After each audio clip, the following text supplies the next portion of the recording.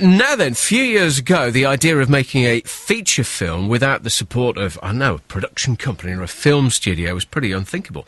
You just wouldn't attempt it without the resources that they would provide for you. Nowadays, things are rather different. Filming is pretty easy. You can do it on your mobile phone. You can then edit it at home as well on the computer, and then stick the final cut on the likes of YouTube. Social networking takes care of your marketing. Done, sorted, really.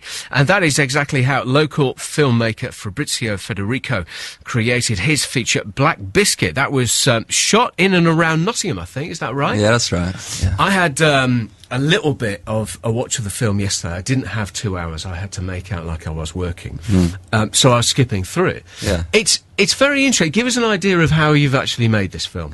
Well, I spent a year filming on mobile phones and children's cameras, and I'd just walk around. I'd walk around Derby and Nottingham, and if I saw someone interesting and had that kind of personality that I was looking for, because I wanted to go for like people that have like an alternative lifestyle and are like rebels of society. And I just go up to them and be like, "Do you want to be in a film?" And everybody wants to be in a film, so it's not really hard, like, convincing people. Yeah. And when you said, "Do you want to be in a film?" and they said, "Well, yeah," invariably. Yeah. Did you then explain what the film was about? No, I'd interview them and I'd ask them about their life, and if a story kind of fitted into like the whole spirit of the film, I'd incorporate it into it, and if not, I'd film them right there and then. Right there on the streets doing what they do. You know, so it's like a snapshot of British life? Yeah, of British society, and I think there's some great stuff happening in society these days. I mean, you know, we've had the Olympics, we've had all these people cracking the USA, getting number ones like Adele and all that, so it's kind of like a renaissance of British culture. So I'm kind of like flying the flag for British cinema, British independent cinema, and I don't want to do it the mainstream way. I want to like break all the rules and like burn all the blueprints of how to make a movie and start it over again, you know.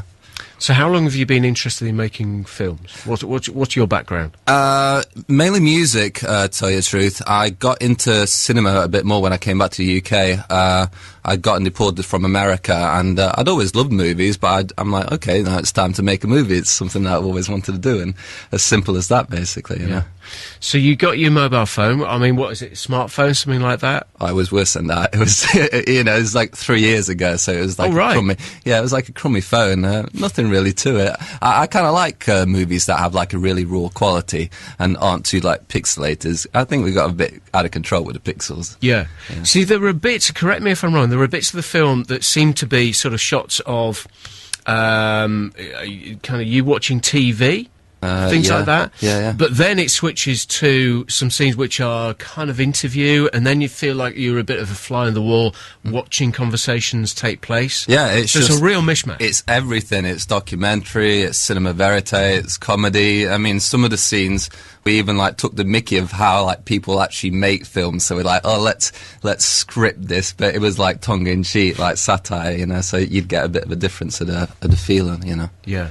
So you say it took the best part of a year? Yeah, a year to film, a year to edit, because I just had like about 60 hours of footage that I just kind of how do you do that? I mean, how do you get from 60 hours down to, well, it's about 2 hours, isn't it? That's the worst bit. It's like chopping off your fingers almost, because there's so many scenes that could fit in the film, but because movies have to be a certain length, you can't put it into it.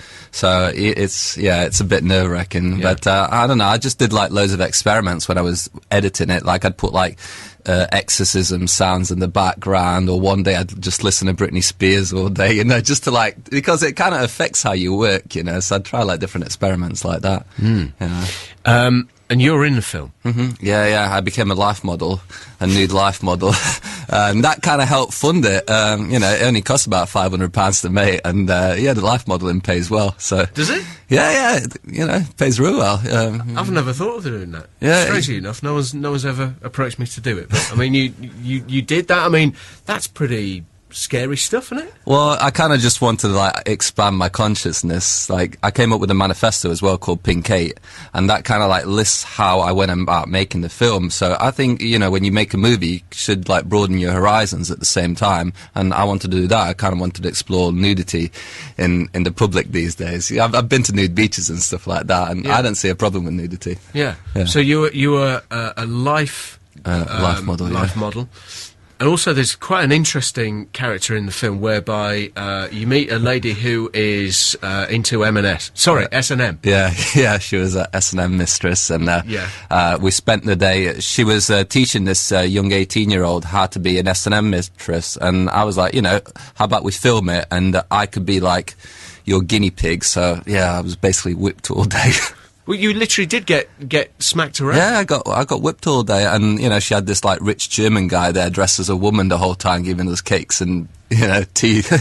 It's oldest profession in there, isn't it? It's an insight. Well, who knows what goes on while we're talking here. Oh yeah. We don't know what's going on in people's houses. That's the interesting thing. Yeah, as long as nobody gets hurt, nothing wrong with it, right? I did. You know what? It was kind of tickly, to tell you the truth. Like, it hurt, but I was giggling the whole time. Right. Yeah. Okay. We'll talk a wee bit more in just a tick. And suffice to say, I mean, this is. Well, we'll talk you through where you can watch this film. It's fair to say it has got some adult content in there, and some adult themes. Yeah. You heard the man himself say. Right, more from Fabrizio in just a moment. It's 11:22. 11, Sugar Babes, BBC Radio Nottingham. So, Fabrizio is with me. You've been hearing about the film that Fabrizio has made. It's called Black Biscuit. We'll pop a link on our Facebook page in a wee bit, just to remind you, it does contain some adult themes and some adult language and whatever else. That's one way that people can watch it online. You were just saying that because of the nature of YouTube and social media, people all around the world are watching this. Yeah, it's fantastic. Now. I mean, it keeps getting taken down off of YouTube because of censorship, and so I keep having to put it back on, and it's one of those. What is that? Because of the language and things like that? All sorts of things. I mean, people complain about everything these days, so you kind of have to tweak things or go around things like that. But so say if someone watches it and then complains, then YouTube have taken it down. Yeah, they take it down, but I keep putting it up under different names. So really, you're a rebel, aren't you? I don't mind. Yeah. So what else do you do? Because I mean, I'm thinking there can't be. It's not making you money. No, I've made no money off of it, and I don't really want to make money off of it because I think that'd ruin it. Like, if it became a job for me, I wouldn't be interested in it anymore. I want to be passionate about it. I work with this great body painter called Victoria Howard, and I do some body painting, I do caricatures. Right. It's not hard making money as long as I'm not starving and I can travel. I'm happy. I don't want to be rich or anything like that. So it sounds like you've got your fingers in various pies with music and art and everything else. So you are from a kind of creative background. Oh yeah, as long as it's artistic, I'm into it. Music, writing, anything. Yeah. Never mind this whole Derby thing. What about the Nottingham scene? Oh, forget all of that. Nottingham's great. Nottingham's. I mean, I've shot most of it in Derby and Nottingham. So a lot of open-minded people around here. Yeah, definitely. It doesn't get East Midlands doesn't get a lot of credit in the film industry, and it's a shame because it should. I managed to get into some major film festivals, and I flew the flag for them. I was about to ask about the fact that people are now noticing this online and whatever, and it's gathering a bit of momentum, and people are saying, what's the reaction to it? I would get the idea that it's one of those you either love it or you hate it. Oh yeah, completely. Kind of like punk music. It's exactly like that, and that's what I want it to be, hard hitting. I mean, some people have said that I'm enfant terrible, but I'll take it. I suppose the fact that it's getting a reaction is better than no reaction. Yeah, and people should go out there and start making films like this. Forget about making short films and applying for funding, because that's just like your parents giving you out pocket change, and they're going to try to control the film as well.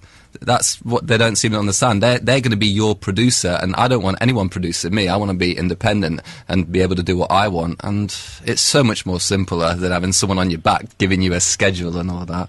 So what comes next then? You've done this one film. Presumably you've done other stuff before this? This wasn't your first? I just made a feature film right off the bat. Since then I've done some shorts, but I'm like, sod it. I might as well just make a feature film. And I'm working on my second one at the moment called Pregnant, so that'll probably be available in like a year or something like that, I reckon. Right, okay. That's about technology addiction, how Facebook and Twitter have become like a form of addiction for a lot of people. So there I was thinking it was going to be following the progress of a woman over 9 months with a little human inside her that grows and grows.